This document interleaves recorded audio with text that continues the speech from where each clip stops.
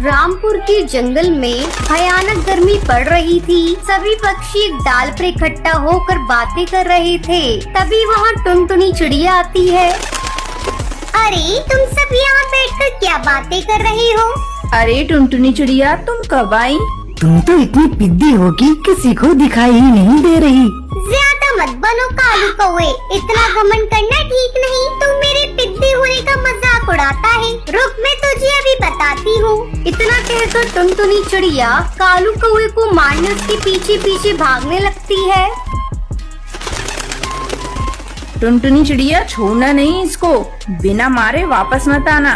कालू कौवे और टुनटुनी चिड़िया का झगड़ा देखकर सारे पक्षी हंसने लगते हैं। गुस्से में कालू कौवा वहाँ से अपने घर आ जाता है और घर आकर गुस्से में कहता है, आज मेरे ऊपर सारे पक्षी हंस रहे थे। मैं इन सबको सबक सिखा कर रहूँगा। मैं इनके साथ वो करूँगा जो इन्होंने सपने में भी नहीं सोचा होगा। कालू कौवा सोचने लगता है कि ऐसा वो क्या करे जिससे पक्षी कभी भूले नहीं। वो टेबल पर पड़ी कैंची उठा लेता है और वहाँ से चल देता है। वो चुपचाप टुनटुनी चिड़िया के घर जाता है। उस समय टुनटुनी चिड़िया आराम से सो रही थी। चुपके से कालू कौवा टुनटुनी चिड़िया के पास जाता है और उसके पंख काट देता है। आज मजा आएगा। बड़ी चालाक बन रही थी, मुझसे पंगा लेने चली थी पिद्दी चिड़िया। अब मैंने इसको उड़ने के काबिल नहीं छोड़ा।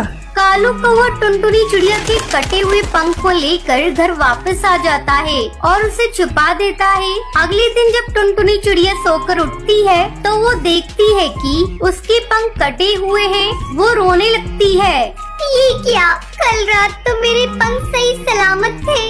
सोते समय किसी ने मेरे पंख को काट लिया। अब मैं क्या करूं?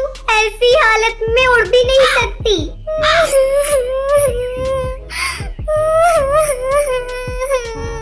उसी रात कालू कौवा हरी तोती के भी घर जाता है और उसके भी पंख काट डालता है। इस तरह कालू कौवा एक एक करके उन सभी पक्षियों के पंख काट डालता है जो उस पर हंस रहे थे। बड़े चले थे मेरी हंसी उड़ाने। इनका पंख काटकर मैंने इनकी सारी हेकड़ी निकाल दी। इनके कटे पंख देखकर मेरा कलेजा ठंडा हो गया। वहीं दूसरी तरफ पूरे जंगल में हड़कंप मच जाता है।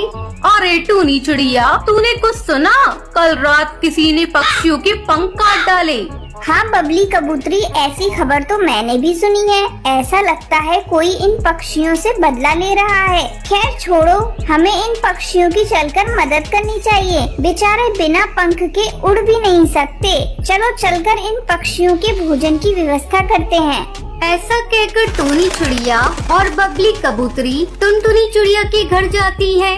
अरे टुनटुनी चिड़िया, तुम्हारी ये हालत कैसे हो गई? हमें बड़ा कष्ट हो रहा है। ये लो भोजन, इसे तुम खा लो।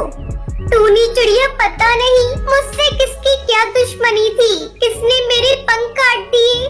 तुम चिंता मत करो टुनटुनी, कुछ दिनों की बात है, फिर तुम्हारे नए पंख आ जाएंगे।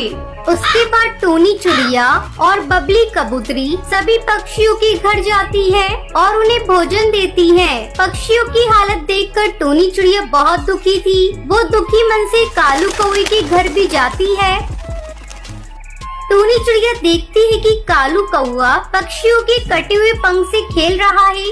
अरे ये क्या कालू कौवे, सभी पक्षियों के पंख तुम्हारे पास कैसे? इसका मतलब तुमने ही उन पक्षियों के पंख काटे हैं। ये तुमने बहुत बड़ा अपराध किया है, इसलिए अब तुझे सजा मिलेगी।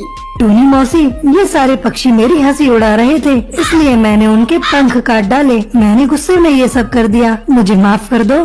ठीक है कालू कौवे, इस बार मैं तुझे माफ कर दे रही हूँ, लेकिन अगर आगे से तूने ऐसा कुछ किया तो मैं तुम्हें कड़ी सजा दिलवाऊंगी। तुझे अभी चलकर उन पक्षियों से माफी मांगनी होगी।